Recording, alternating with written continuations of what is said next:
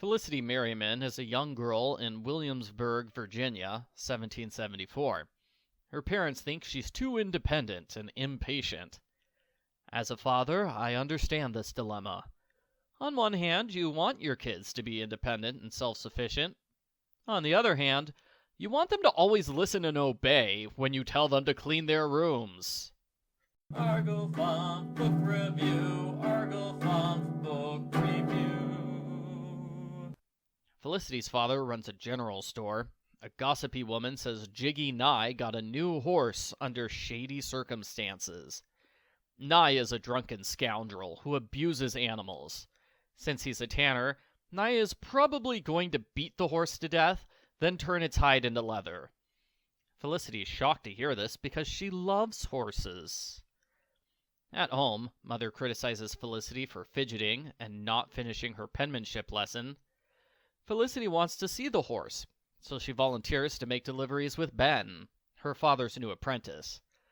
Along the way, she complains it's unfair how girls get bossed around all the time, while boys are allowed to do whatever they want. She'd rather be a lad. When they arrive at Nye's tannery, he yells at the horse for not pulling a cart. Felicity cries out as he prepares to beat the horse into submission. Nye gets mad at her.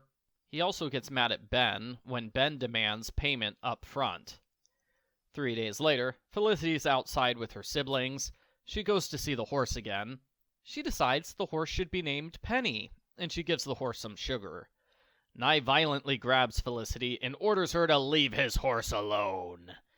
Felicity tries complaining to her parents that the horse deserves better, but they agree that Felicity should mind her own business. Nye says several angry things. Mr. Nye, the angry guy.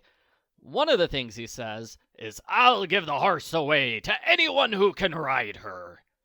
Felicity treats this as a serious business proposition, like she honestly believes Mr. Nye will give her a free horse if she can do a little bit of riding. It should be obvious that Mr. Nye is not that generous. Felicity sneaks out of the house in the morning so she can give Penny an apple. Mother notices that Felicity's clothes are a mess, so the next day she puts on Ben's breeches before going out. Felicity visits Penny every morning. Over several weeks, she gains the horse's trust. She slowly builds up to walking the horse, touching the horse, and riding it. Ben discovers what Felicity is doing. When he hears her side of the story, he agrees to keep her secret. Ben seems happier and less shy after that. One day, Felicity cleans and brushes Penny. She rides the horse home. Father correctly says that, no, you can't just take a horse without asking because you like it. That's stealing. A furious Mr. Nye comes to take the horse back. He is so mad he refuses to ever sell the horse. He threatens to kill Penny if Felicity comes near her again. I was kind of shocked when Felicity visits Penny the next morning.